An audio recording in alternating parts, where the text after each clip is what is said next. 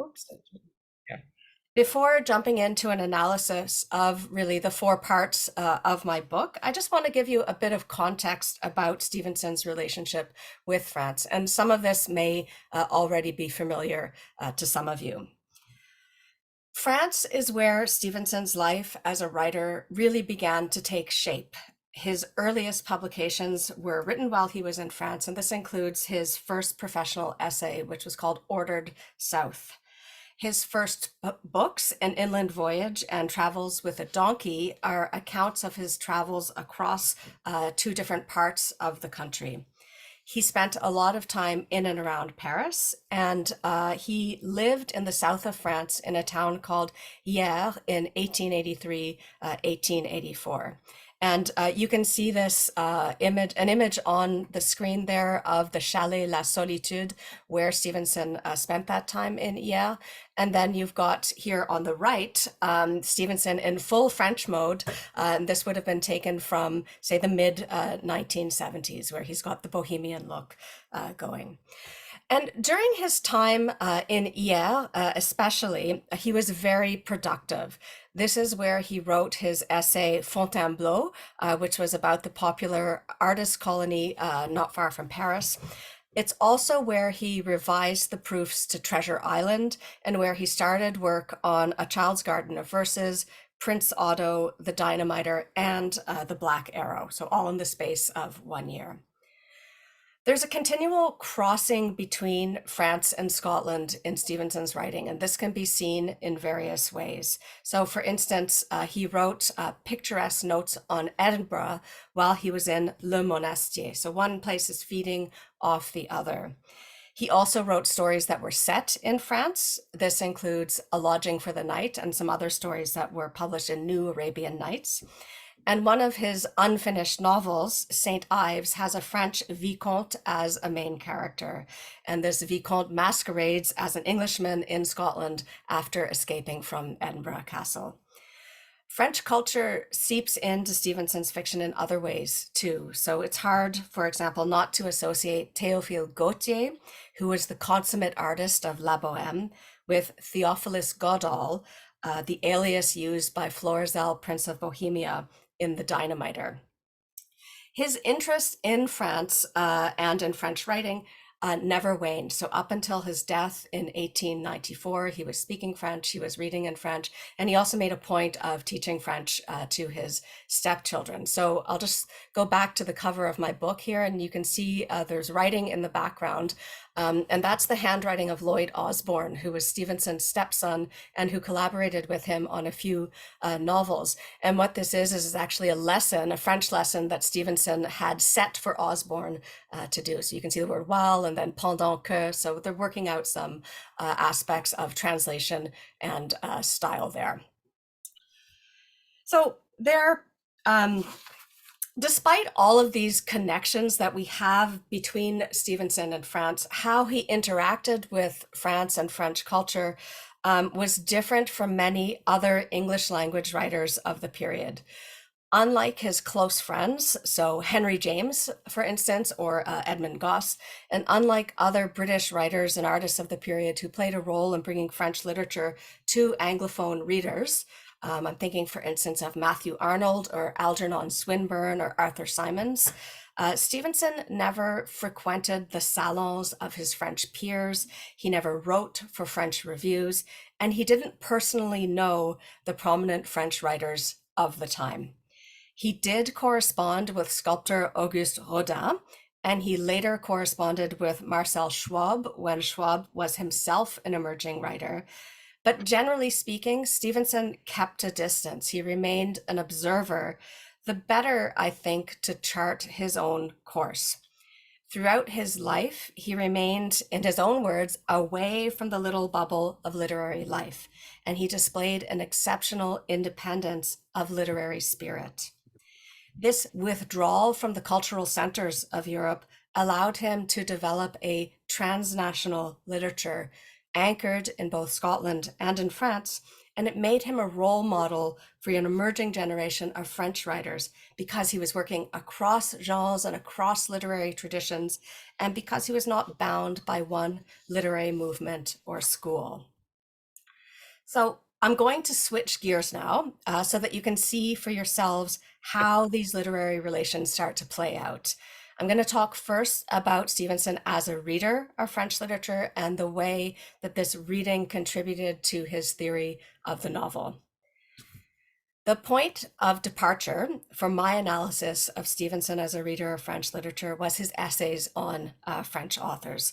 So he wrote on late medievalists, François Villon and Charles d'Orléans. This is Villon up here in the corner. And he also wrote on 19th century authors. So we've got Pierre-Jean de Béranger, who is known as a chansonnier, a songwriter, also as a poet. And Stevenson wrote essays on Victor Hugo, Jules Verne, and Alexandre Dumas as well. And in these essays, he addresses the processes of literary change. So we see this especially in his essay on Victor Hugo. And he emphasizes the tension between the Romance tradition, with its emphasis on adventure and chivalry and quests, etc., and the realist strain of writing that dominated in the second half of the 19th century. And it's useful to remember in this context that the French word for novel is roman. So it contains that Romance tradition within it. And it was this Romance tradition that was being ousted by realism. Stevenson's better known essays on the novel are A Gossip on Romance, A Note on Realism, and A Humble Remonstrance, which was a reply to Henry James on realism. And these really engage very closely with the problem of realism, which he thought limited imaginative possibilities in terms of both what subject matter should be dealt with in the novel and the technique used to treat that subject matter, which risks becoming an end in itself. So detail for detail's sake. In terms of the subject matter, Stevenson joked about the main concern of the English novel being the clinking of spoons in the rectory. So he thought this is not a very interesting thing to read about. A Note on Realism, which was written in 1883, it tackles this realism problem head on. And in fact, it deals very closely with ideas expressed by Émile Zola on naturalism. And so Stevenson uses some very similar language here. Naturalism, which was coming to dominate French and other European literatures, was a kind of scientifically anchored extension of realism in which fiction was likened to a scientific experiment. So you can see this theoretical work of Zola's called Le Roman Expérimental. So fiction was likened to a scientific experiment, and the novel was the novelist's lab. So you put characters together, you see what kind of chemical reaction will take place. Although Stevenson's essays were published in English-speaking periodicals and they were written for English-speaking audiences, I think that they can and should be interpreted as responses to debates that were taking place very publicly in France about naturalism. These three essays were among Stevenson's last substantive essays on the theory of the novel as such, but he kept up with developments in French literature up until his death. He read authors associated with naturalism, so people like Alphonse Daudet and the master short storyteller and supernatural writer Guy de Maupassant. And he also read authors who were associated with Fin de Siècle decadence. So Rachilde would be an example, and authors who contributed to the emergence of the psychological novel. This includes Paul Bourget, to whom Stevenson dedicated Across the Plains. So Bourget was a novelist who worked a lot in the genre of the psychological novel, which was kind of a response to naturalism with its physiological emphasis. But Bourget also wrote the definitive essay on decadence at the Fin de Siècle and what it was in a French context and where it had come from. And on this slide, you can see Stevenson's dedication to Bourget, which I'll read it in case it's small on your end. So he says, "Traveler and student and curious as you are, you will never have heard the name of Velima, most likely not even that of Upolu, and Samoa itself may be strange to your ears. To these barbaric seats there came the other day a yellow book. And so the yellow books are associated with a collection of decadent books. The other day came a yellow book with your name on the title and filled in every page with the exquisite gifts of your art. Let me take and change your own words. J'ai beau admirer les autres de toutes mes forces, c'est avec vous que je me complais à vivre. And here, and I'm not expecting you to be able to read this. It took me quite some time and help to decipher it. But this is Bourget's response, his letter of thanks, where he praises Stevenson's vision psychologique, so his psychological acuity, his vision, and comments on their intellectual similarities. So they have similar ideas on literature. Now, at the same time that Stevenson was actively reading kind of capital L literature, he was an avid reader of popular fiction, and he read novels by Eugène Sue, Fortuné du Bois-Gobi, and Xavier de Montépin. He admired their thrilling storytelling, but he acknowledged that style wasn't their forte. And this little poem that Stevenson wrote on Montépin's novels kind of illustrates this nicely. So these were a triolet. I've got two of them here. And it starts off with Si je l'aime, ce Montépin. So if I like Montépin, and then we've got the explanations of why. And he says, I like him with my heart, but not my head. Je n'y crois pas. I don't believe it, but I buy it anyway. His novels are pas mal lichés, so like they're page turners, but il n'y a que la rengaine. We've heard it all before. In terms of style, there's nothing but cliches. But nous les préférons à 10. So we prefer Montépin's novels to 10. And this is a reference to Hippolyte Taine, who was a French sociologist and author whose ideas had a huge influence on Zola and the naturalist movement. We can contrast this kind of comic poem or the comic acknowledgement of the stylistic flaws of popular page turners with Stevenson's appreciation of the stylistic achievements of authors like Gustave Flaubert, the author of Madame Bovary. And Flaubert was a self-proclaimed martyr to style. And Stevenson appreciated his style, but thought that he was lacking in the storytelling department. And I have to say, I kind of agree with them on this one.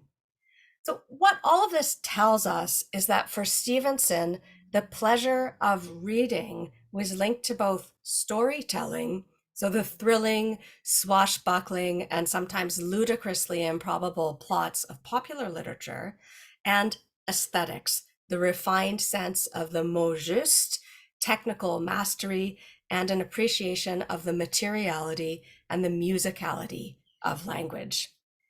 This brings me then to the second part of my talk today and my book, which is Stevenson as a writer of French. He was well known as a stylist, and part of this, I think, can be linked to his study of French forms and the French language. His experiments with prose poetry are a concrete example of this. Stevenson wrote 6 pieces of prose poetry. They were unpublished. They're published in his letters now. But he wrote these in response to his reading of Charles Baudelaire. And this might seem like an unlikely pairing because Baudelaire is known principally for his art criticism and for his poetry, notably Les Fleurs du Mal, The Flowers of Evil, whereas Stevenson is known, I think, first and foremost for novels like Treasure Island and Strange Case of Dr. Jekyll and Mr. Hyde. There are, however, some interesting similarities between their vision of art and writing as a career. But what interests me right now is their conception of the relationship between music and literature. And I would add that Flaubert had some similar thoughts here. The tendency in the 19th century was to equate literature with painting. Stevenson himself explained, and I've got the quotation here on the screen, he explained, all our arts lie wholly on the surface. It is on the surface that we perceive their beauty, their fitness, and significance. And this is something that he wrote in an essay called On Some Technical Elements of Style in Literature, in which he discusses French style. However, he and Baudelaire and Flaubert as well were equally concerned with connections between literature and music, with Stevenson referring to them as the two temporal arts because they contrive their pattern of sounds in time. According to Stevenson, and this is the quotation here, in all ideal and material points, literature, being a representative art, must look for analogies to painting and the like. But in what is technical and executive, being a temporal art, it must seek for them in music. We need to look for the melody, the harmony, the counterpoint, the leitmotif. And Stevenson works on these technical issues at the level of his sentences, his paragraphs, but also in the structure of his books, where we have repeated elements and sound patterns that get repeated. Stevenson was sometimes, especially earlier in his career, accused by British critics of being too concerned with style, and French style in particular. And this is perhaps because in places he seems to be writing in French using English words, or vice versa. And I can give you some examples of this where from his letters, because it's easier to decipher in his letters and maybe a little bit more obvious than it is in his fiction. So here on the screen is just a silly example from a letter to his cousin, Bob Stevenson, who was a painter who had spent a lot of time in France. And what we've got here, this is what Stevenson wrote to Bob. This is a kind of a transcription of what it would be in standard French, and this is an English translation. But what we can see Stevenson doing here, and it's actually quite hard to read because he is using French, or he is speaking French, but the sound system that he has transcribed is English. And he's doing this for comic effect, but it draws our attention to his concern with sound and those sound systems. And I'll read it out loud for you. It is hard, but just to give you a sense of what he's doing. So he says, j'écris très facilement le français quand je me mets, comme vous voyez, la translittération et chose facile à peu de choses près. Et une personne de quelque intelligence devrait facilement parler avec peu d'accent après 12 leçons. Pourquoi ne pas l'enseigner d'après la méthode Stevenson? So we've got the two languages in contact here for comic effect. That's what he's doing. But he does this quite a lot, where he brings the languages together, and we see those tensions being worked out. And this code switching really transforms sometimes into linguistic fireworks. And in this example from another letter to his cousin Bob, where he's going between French and English, you can see he's starting to riff off of the language contact. It's like improvisation here. So he says, this letter should have gone long ago, but stuck. It is the work of a good many successive and unsuccessful élans. This is largely owing to silence et repos.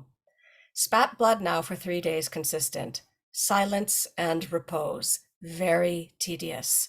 I get works from the cabinet of lecture, so the library, spit blood, silence, and repos.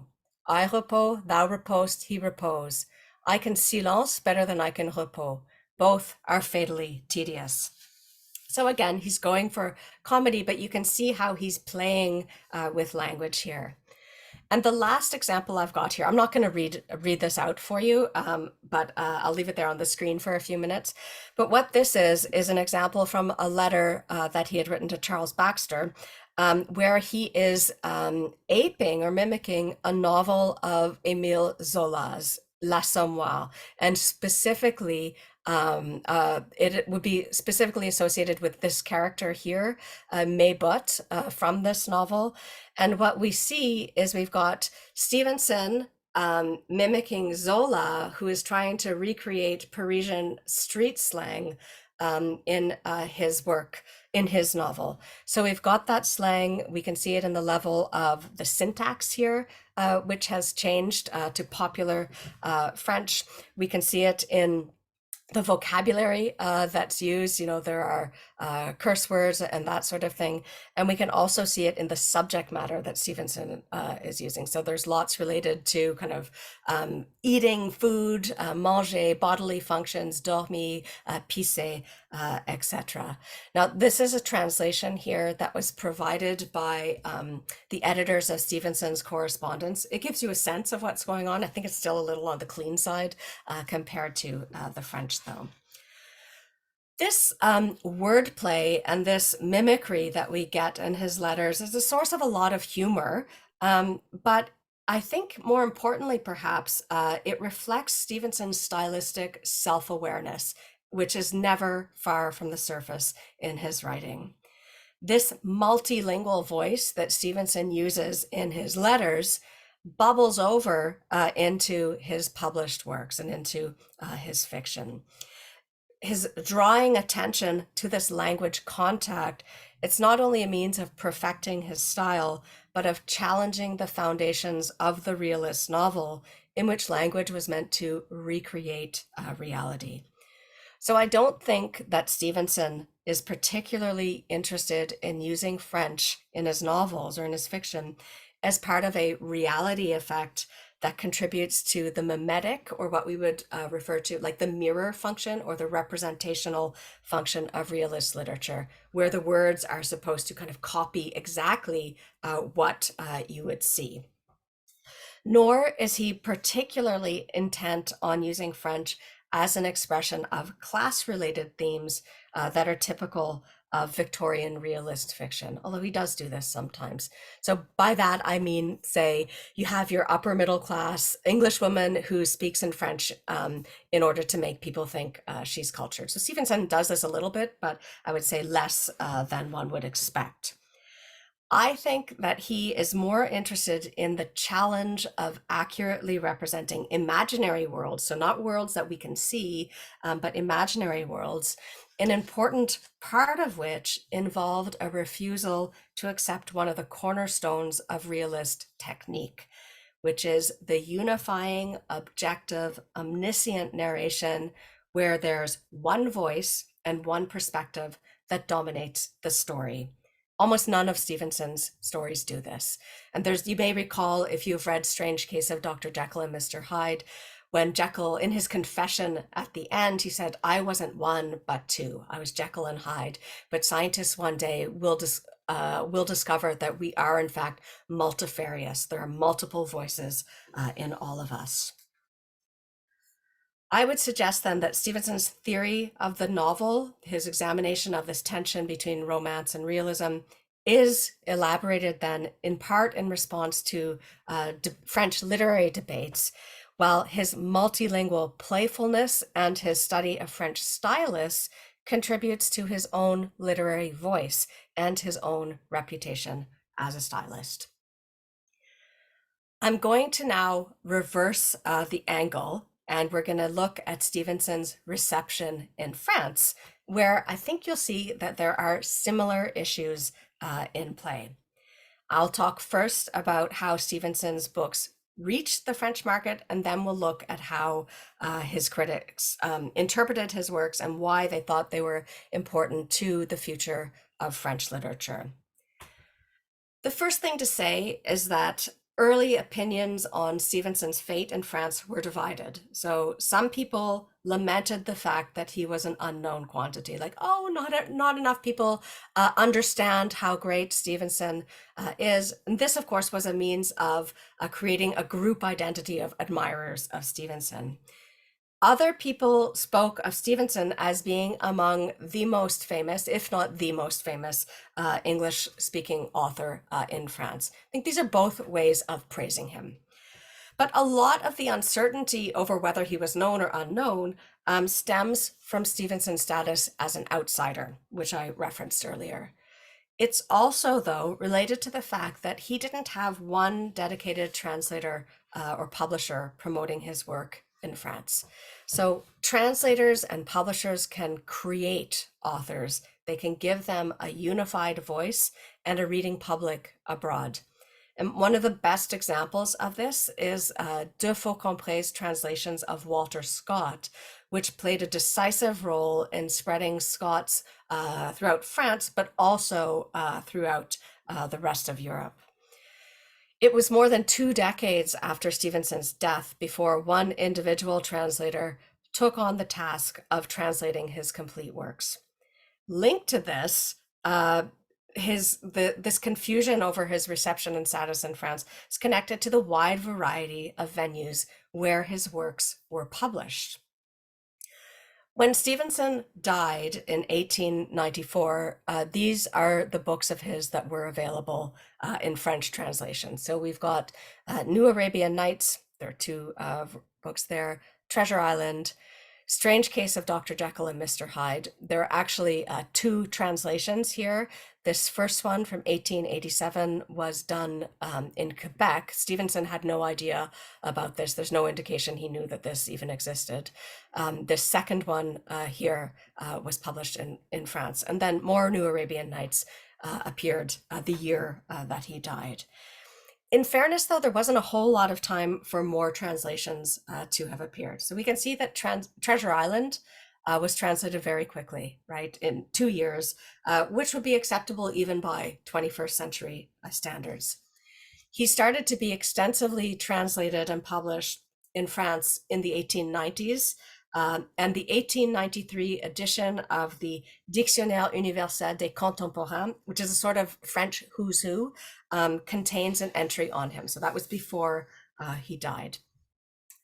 Books weren't the only way for authors to gain a reading public, and periodicals played a central role in these channels of distribution. The most well-known serialization of Stevenson was L'Île au Trésor, which was published in Le Temps. Le Temps is a newspaper with a very broad readership. And so I've put here on the screen for you, I can share at the end a link to it, but this is the first installment, so from September 25th, of the serialization of Treasure Island. And so from September 25th onward, on the bottom of like page 3, you would find an installment of Treasure Island up until November 8th. After Treasure Island was published in as a serial, it was published in book form by Hetzel. So the publisher is Hetzel. And this was published in a series of books that was really marketed towards parents and children. You can see it's a very nice edition. There was probably quite expensive. And on the right, I've given you you can see one of the engravings by Georges Roux. So Hetzel commissioned these engravings by Georges Roux, which were actually used in other editions of the book as well. And Stevenson loved these engravings, and because he said that they were so evocative that they allowed him to read Treasure Island as though he hadn't written it. So he could read it through the images. By 1900, the list of periodicals that had published Stevenson in one form or another was quite extensive. I'm not going to read out the list here, but I will draw your attention to the fact that we've got entire novels that are serialized. We've also got some short stories. We've got things that are published in, say, 2 installments. And I'll also draw your attention to the fact here on the right in the parentheses, you can see where or what periodical it was. And you'll notice that there are a lot of different periodicals listed. So Revue des Deux Mondes, Le Temps, La Revue Politique et Littéraire, the Journal des Voyages, I've given you a picture here, La Vogue, Mercure de France. So this was a really dynamic period in French literature. And artists, intellectuals, and publishers were actively looking abroad for artistic inspiration. Stevenson was translated by men and women, amateurs and professionals, critics and professors, authors and journalists, people who were both known to him and unknown to him. Some of his books were published by publishers who targeted a general readership. So Hetzel would fall into this category, but also Nelson, which was actually a Scottish publisher who sold translations in Paris, or Hachette also published Stevenson's works. Hachette, even today, I think, is the biggest publishing house in the world.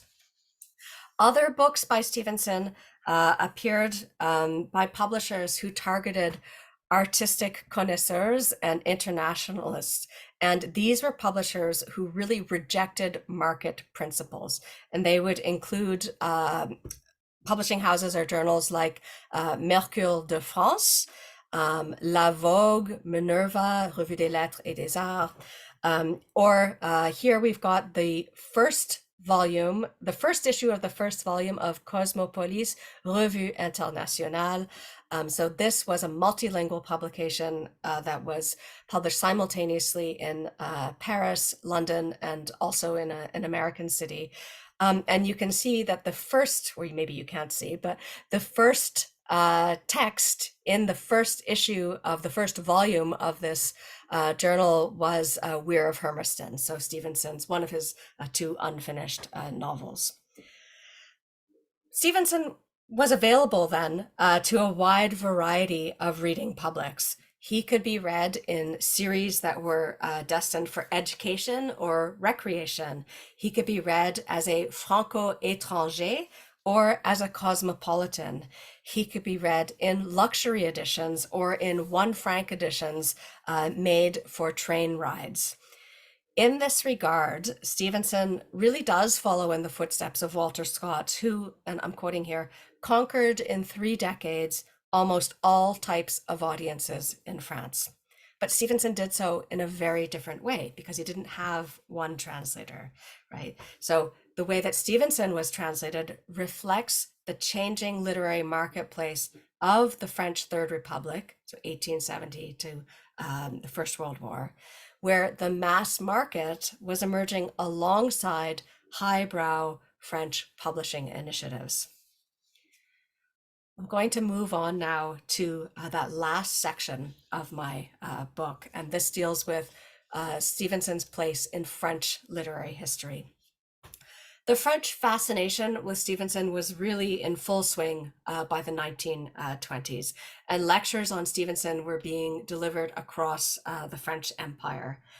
A lot of this interest was tied to adventure, travel, exploration, and exoticism, and of course, Stevenson's really attractive personality.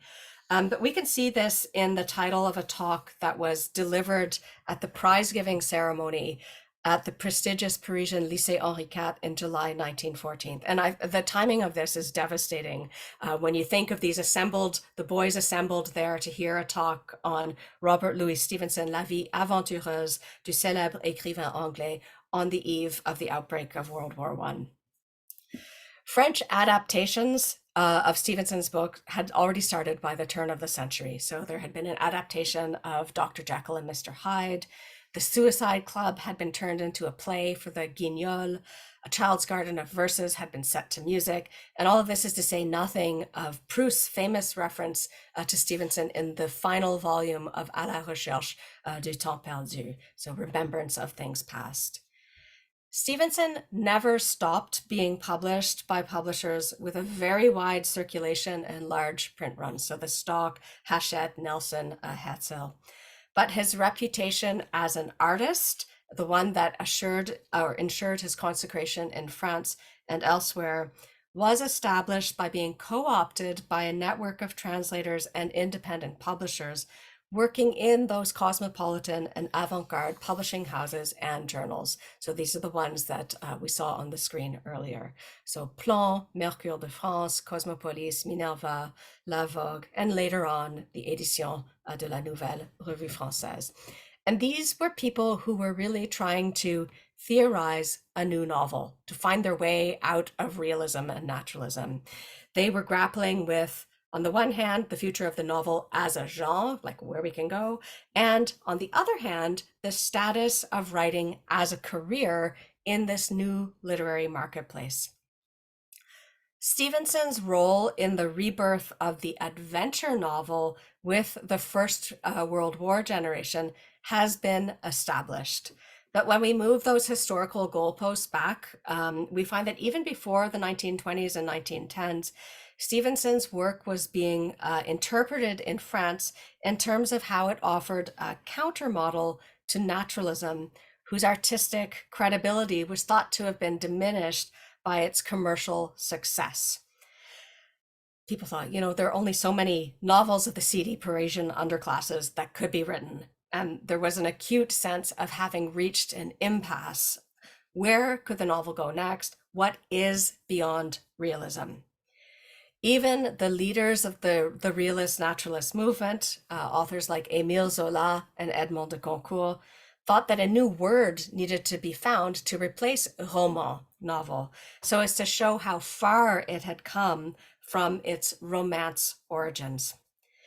For some writers, the answer to this problem was to turn to decadence and symbolism and art for art's sake, to withdraw from the world, to withdraw from the world and to prioritize style, refinement, and beauty above all else. And so we can see how Stevenson's emphasis on style, his own concern with technique, would have been deeply appealing. For others, it was to embrace new genres, so the science fiction or the supernatural or the psychological novel. And again, here we can see how Stevenson would have fit in. The French literary world was really dividing into competing literary factions as naturalists morphed into symbolists, into decadents, into magi, psychologists, anarchists. It was a little bit wild as a moment in literary history. At the same time, in French literary circles, there had been a fairly clear divide, like at least theoretically, between writers who wrote for a living in order to put bread on the table and pay the rent, and writers who didn't have to worry about financial well-being and who saw themselves, therefore, as the true artists. The implication was that one could be either an artist or achieve commercial success, because commercial success could only be achieved at the expense of art. This all or nothing proposition was being challenged. And this is really where Stevenson comes in. He was a way out of that realist naturalist impasse because of his discussions of those tensions. And he was also an example of an author who had achieved success but retained artistic integrity. He merged popular storytelling talent with a style worthy of the finest wordsmith. So intellectuals in highbrow venues were fascinated by Stevenson's stylistic refinement, by the playfulness of his language, and by the energy in his writing. They were also interested in Stevenson's fiction because, and I'm quoting here, il n'avait aucun souci d'école. So he was not concerned with literary schools or movements. He rejected realism and naturalism as genres. He rejected all affiliation, and he wrote with verve and with technical competence. And because of this, French critics considered him to be a model of innovation who could influence the course of French literature. The Fin de Siècle was a period of profound change in the French literary world, and the translation and reception of Stevenson's books in France illustrate the tensions being worked out as a new generation sought to formulate and assert its own literary values. It's worth noting, I think, that Stevenson's French critics focused almost exclusively on the contributions that Stevenson could make to French literature, and they were largely unconcerned with internal debates in the Anglo-Scottish literary world, or with how Stevenson might fit within conceptions of English literature or the British novel. French critics associated Stevenson with other European authors, and we see the comparison to Dostoevsky pop up quite often. But they seldom analyzed his literary essays on French literature in order to see how he positioned himself in relation to French literary history. I think this helps illuminate some of the specific ways that France was appropriating foreign books into its own literary history, which is linked to a French vision of France as the global center of literary life, or what theorist Pascal Casanova calls the World Republic of Letters. So Paris was thought to be the center. My focus in my book and my focus in the talk today has been on literary relations between Stevenson and French culture at the Fin de Siècle, specifically how Stevenson's reading and writing and the translation and reception of his works in France reflect contemporary debates about the novel. Because of this focus, I've isolated the French Stevenson from the Scottish, the British, the American, and the South Pacific Stevenson. But of course, I recognize that this isolation is artificial. Stevenson was connected to all of these cultural traditions. What makes the French connection particularly revealing from the perspective of literary history, though, is the significance granted to French literature and culture as a reference point for Victorian writers, Stevenson included, at the end of the 19th century. References to French language and French literature abound in Stevenson's private and published writings, and the French novel and French style were topics of constant discussion in British literary circles. My approach to Stevenson reminds us, I hope, that while the British were looking to France for artistic and literary inspiration, the French were looking to Britain, or in this case to Scotland and Samoa, to renew their own literature. This in turn highlights the inherent internationalism at the end of the century and the inherent internationalism of the novel, and helps us to understand how an author who operated on the peripheries of the two biggest literary empires nonetheless helped shape the course of the novel of the 20th century. That was absolutely fascinating. Now, if anyone has any questions, feel free to ask your question. You can either use the chat function and type in your question, or you can activate your audio, unmute yourself, and ask a question. But in the meantime, Kate, I have a question, and that is, at what age did Stevenson start to get interested in France? Do you have any idea? Oh, he was actually very young. So there are examples in his letters where he's writing to his parents and he's putting in little scenes, almost like little skits that he's writing out in French. So I would think the earliest are probably when he's around 13. So the language was always there. But he himself complained, I don't know if that's the right word, but he said he didn't have a very good grip on French grammar. But his handle on the idiomatic use of French, kind of conversational French, was very good. And I think that probably just Stevenson has a reputation as being a great conversationalist.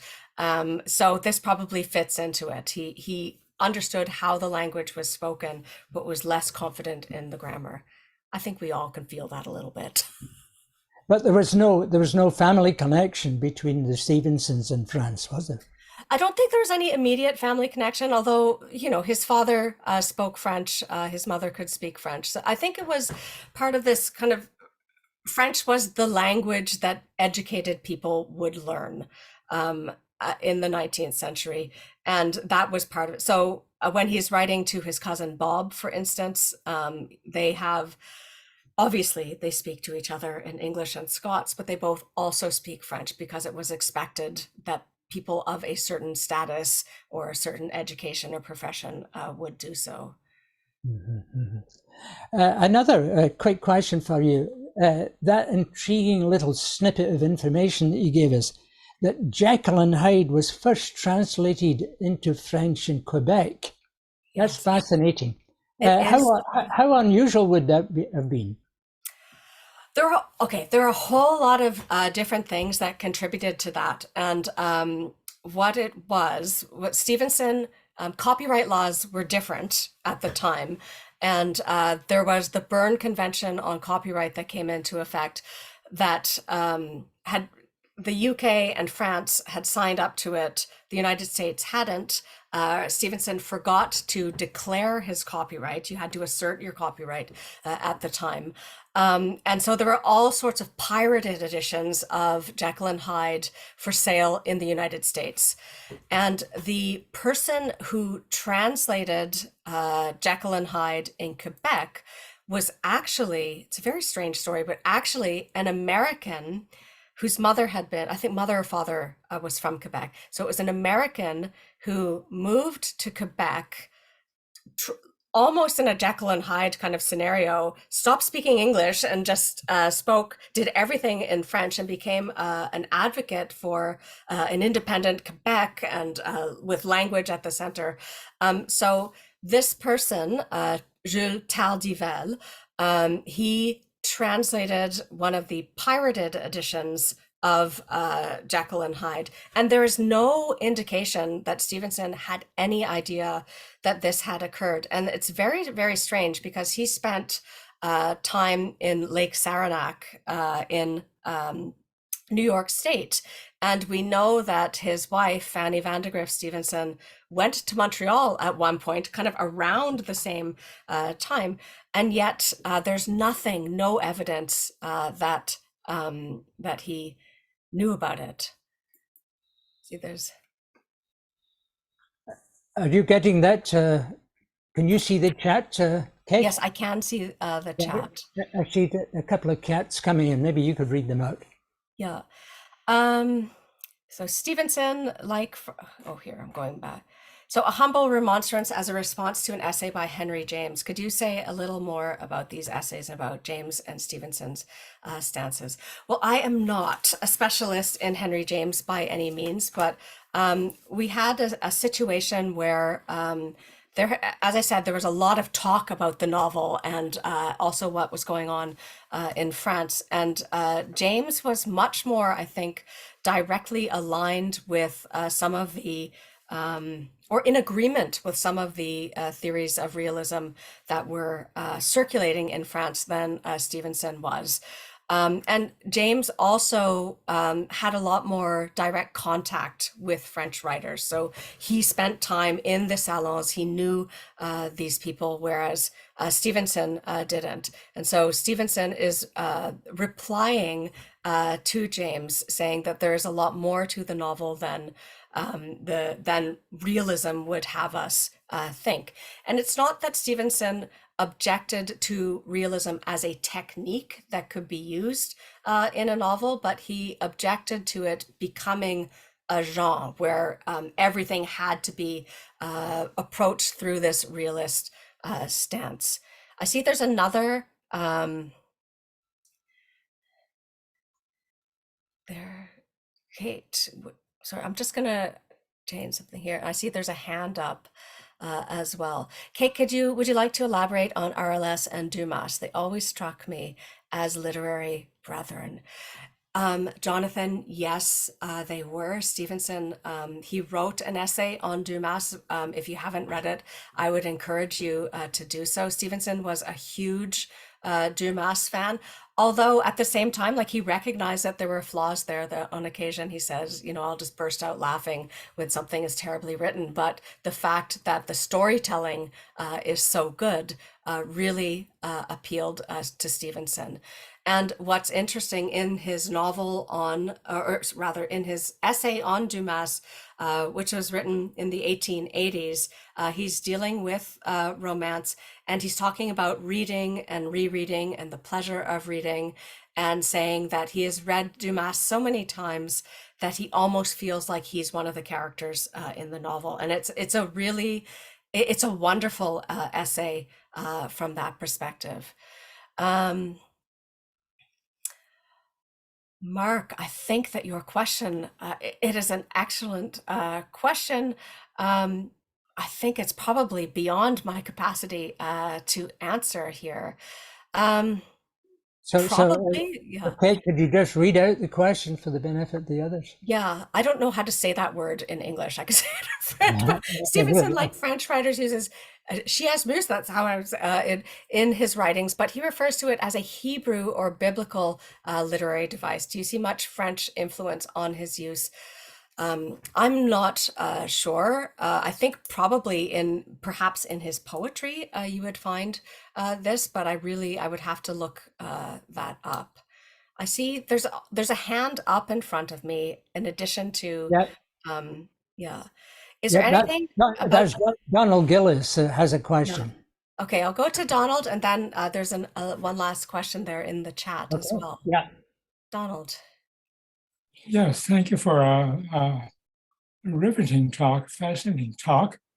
Like many people, I suppose, uh, I know little of Stevenson apart from his, what do I say, adventure novels, Treasure Island and the like. His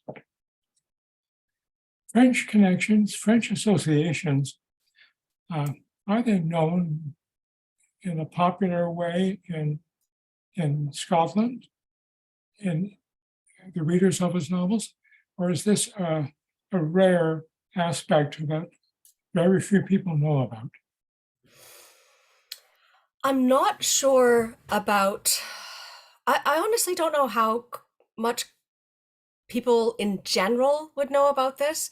I think that in terms of people who study Stevenson, this his connections to France are quite well known. So there have been studies published on Stevenson in France before. One of the earliest ones was done by a man who had been a professor at Edinburgh University in the beginning of the 19th century. And so he looked at Stevenson, and he was particularly interested in connections between Stevenson and the French essayist Michel de Montaigne. So was a fairly common one. That was the beginning of the 20th century. And he gave a talk to the Franco-Scottish Society about that. There have also been some academic studies done. So the very first, interestingly, the first academic study of Stevenson in France was actually done by written in French, was done by someone from St. Francis Xavier University in Nova Scotia. So it's this very strange historical connection here. And that was La France dans le roman de Robert Louis Stevenson.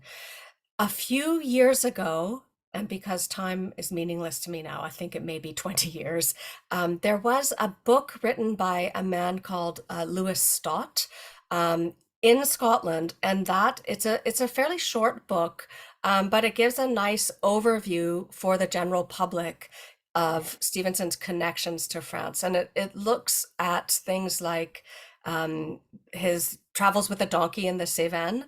So that there are definitely some aspects of Stevenson's connections with France that are fairly well known.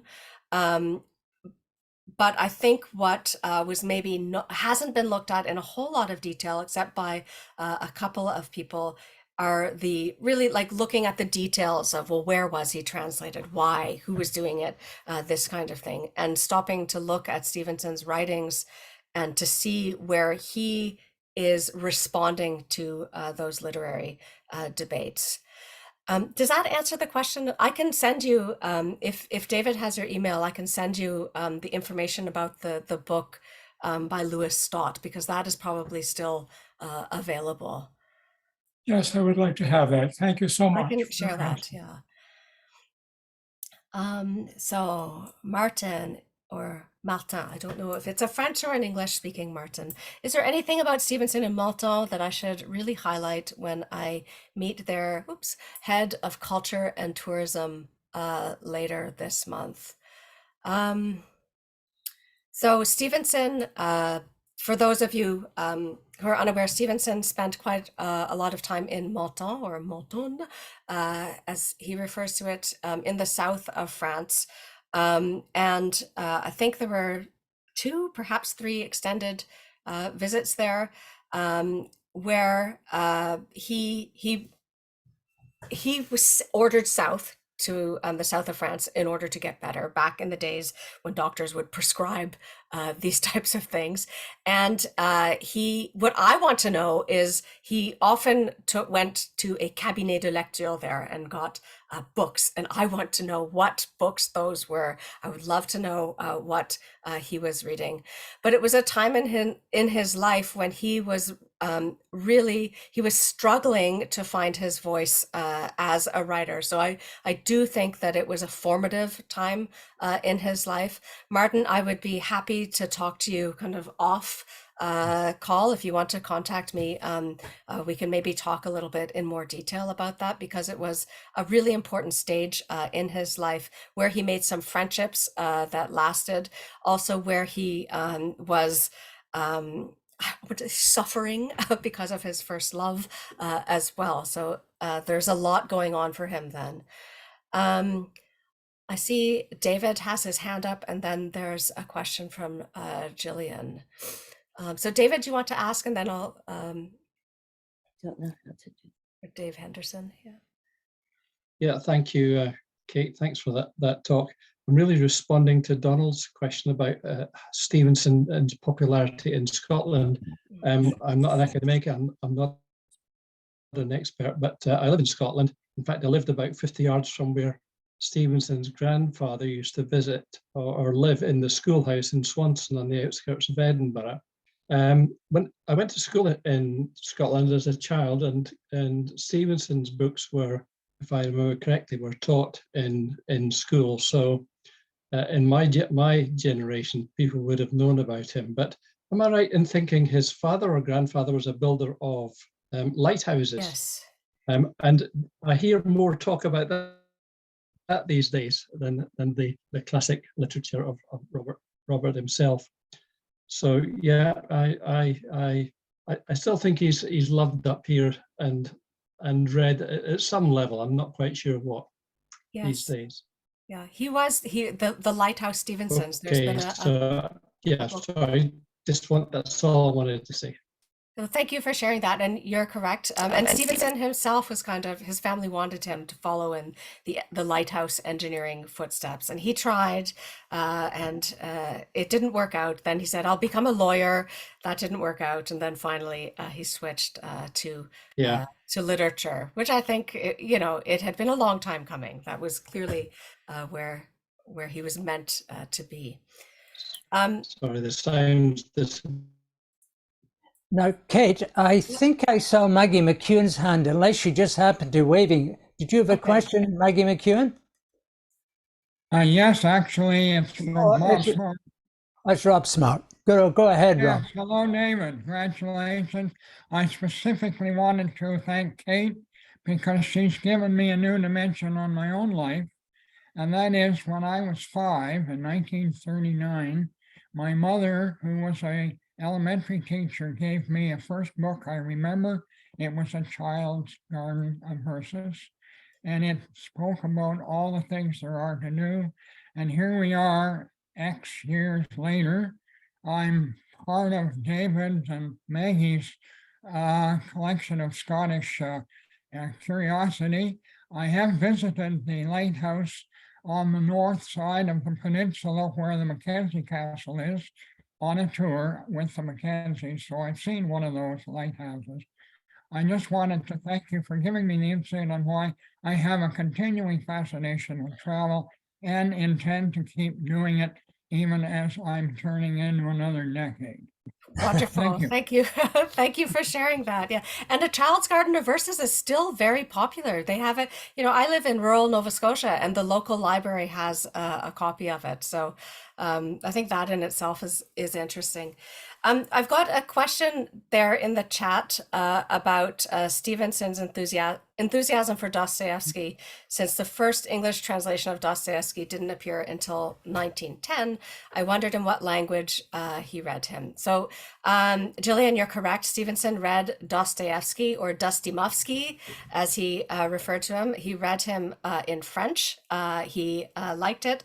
And there's a real similarity in terms of how Stevenson and Dostoevsky actually reached the French public. So they were both published by the same publisher in France in the same collection. And I think that actually contributed to the French association between these two authors. But he writes to, I forget if it's his cousin, or he wrote a letter, a very funny letter to someone about Dostoevsky, saying how wonderful Crime et Châtiment was, Crime and Punishment.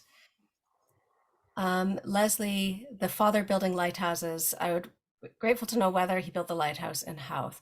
My great-grandsire was a harbor master. I don't know that, Leslie, but do I have the book here? Here, I will show you the book if you just wait 1 minute.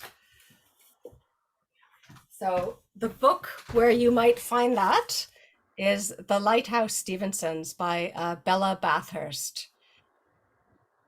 So it says Robert Louis Stevenson was the most famous of the Stevensons, but not by any means the most productive. Yes, so there you go. This book likely has the answer to that question. Well, thank you very much, Kate. A quick question from me today. How popular is Stevenson in France these days? And the reason I mention it is that I got an email a couple of days ago from Robert Lockhart. Unfortunately, I don't have it in front of me, but he sent me a very interesting link to a dance, a Scottish country dance that was being performed along the Robert Louis Stevenson Trail in France that commemorated his trails with the donkey. Mm-hmm. I don't know whether Robert is with us today or not, but if he is, maybe he can open up and let us know what that dance was. But apparently there's a special Scottish country dance that commemorates Robert Louis Stevenson. Did you know about that? I did not know about that. I would love to see it, though. I think Stevenson would appreciate that as well. One of the an aspect of Stevenson that I think is really understudied is the musical side. So he wrote music. I don't know if there are any recordings of it available. So he would appreciate the dance created in his honor, I'm sure. You said something there at the beginning that. Oh, Well, how popular do you think he is today in France? I think he's actually very well known in France, and one both kind of on an academic side. So he is studied quite extensively, and also there are still a lot of different editions of his books. The only part of Stevenson's works, his published works, that haven't really been translated as much are his essays, although they are now available. And that's interesting because the essay is a form in which, or at which, the French excel historically. He is also kind of proof of in what high esteem the French do hold Stevenson is the fact that there's a collection of books in France called La Pléiade, the Pleiades, and it's meant to be sort of the greatest authors, or the greats. And Stevenson is available in a Pléiade edition in France. And there are a lot of, say, English language authors who aren't. So Thomas Hardy, for instance, is not available in the Pléiade edition. So that, I think, is a sign of how seriously French scholars and French researchers take his literature. And a lot of that stems from these discussions that took place, I think, come the 1910s and the 1920s, with this generation around World War I, where the French adventure novel, so Alain Fournier, there's some very famous French authors who very publicly spoke of their admiration for Stevenson and of his theory of the novel. Was that a link that has been put into the chat? Well, yes, it is indeed. It is an email from, let's see, it was from Robert Lockhart. It was here a minute ago. Okay, so he said the dance was called Modestine's Romp, and he sent Modestine's Romp, and he sent a link to us, which I can get to everyone who is interested in that. Yeah. So Modestine was the donkey, the name of the donkey. Oh, of course it was. Yeah, that's right. Of course it was. Oh, fancy that. Yeah. Scottish country dancing in the middle of France. What do you know? I know. It's so funny. I'll put in the chat for anyone who's interested. I've got a few links here that are links to some of the earliest French translations. So the National Library of France, the Bibliothèque Nationale, has, have I just put in? Yes.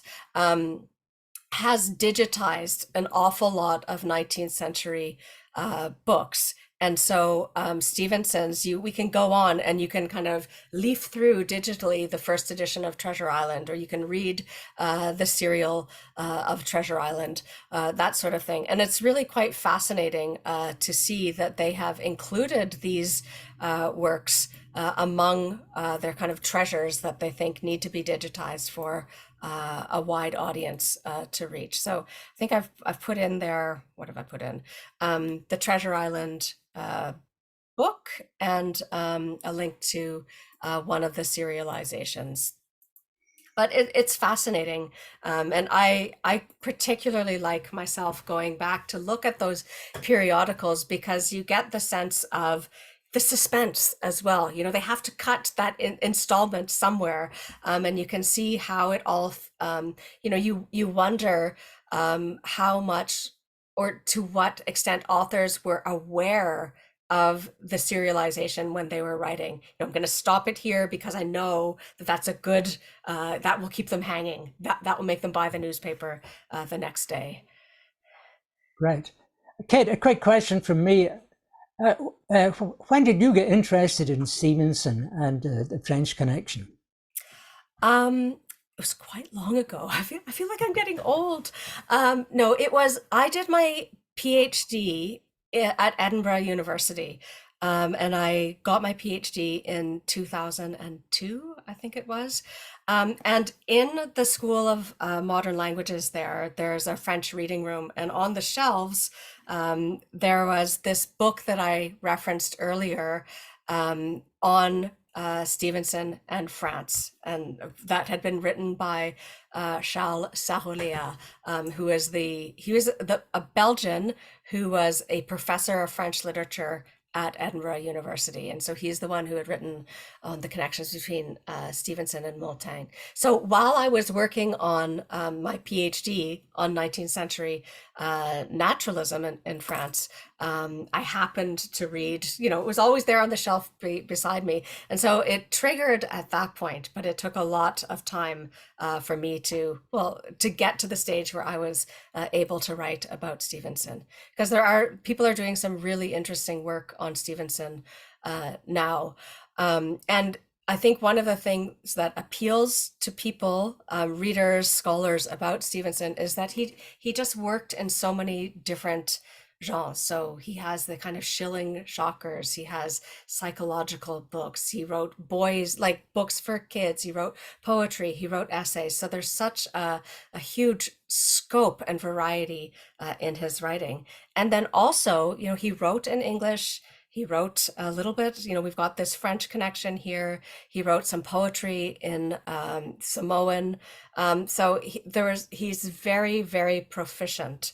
And he left traces all over the world. And I think that makes him deeply attractive, or it certainly makes him deeply attractive to me. So Elaine has said that she thinks more biographies have been written on Stevenson than any other author. That would not surprise me. He was a very interesting figure with his bohemian lifestyle, but his kind of staid Scottish roots, his life in Samoa, where he became quite vocal about the colonial powers. He is a very, very attractive figure. He is, I think it's the 26th most translated author in the world. So there are a lot of writers out there. So that is a pretty impressive feat for someone who has been dead almost a century and a quarter now. Now, just out of interest, Kate, I see we have a message chat from Trish McNeil about another dance. My goodness. Another dance. He says there's also the Treasure Island jig that she sent. Island jig. Oh, wonderful. She sent a link to that. Maybe that was a one-legged dance by Long John Silver. Yes, perhaps. Well, I think that, David, perhaps at the next Scot of the Year Awards, we should be doing the Treasure Island jig and Modestine's romp. Absolutely. On the agenda. Okay. I'll put you on my dance card. Yes. I'm just copying these links here so that I can save them. Yeah, anything else? I think we've come to the end of the chat by the look of it. And also time is getting on. It's now 5:15 UK time because I am up in near Glencoe, which is a kidnapped country. Yes. Not Kidnapped is my quite. favorite book. Yes, it's a lovely story. There's some lovely vignettes painted in that book. Anyway, I'm starting to get messages of thanks to you, Kate, that are popping up. So I think we come to the end of the session. Thank you very, very much, Kate, for putting together such a wonderful presentation. You're getting lots of people clapping their hands silently. Thank you, everyone. Thank you very much. It's a pleasure. And I know you must have worked very, very hard on your book. Now, here's the thing. Where do we get the book? You can get the book. There it is. Through Edinburgh University Press is where it's sold, and in all good libraries, probably academic libraries, I would think. So it is available through EUP. I'm also, since this talk has been sponsored by the Scottish Studies Foundation, do a plug for the book that the foundation is selling, Great Scots, which is about Canadian writers with links to Scotland. And that is available through the foundation's website, and it's very, very entertaining. I want to thank everyone for giving up an hour or an hour and a quarter of their Saturday. I know my children, I said, you can watch if you want, but they're like, Mom, there's football on. So I know that people have busy lives. So thank you very much for allowing me into yours for this hour. Well, thank you very much, Kate. Have a nice day. All the best to you. Goodbye. Au revoir. Merci. Bye-bye, everyone. Au revoir. À bientôt.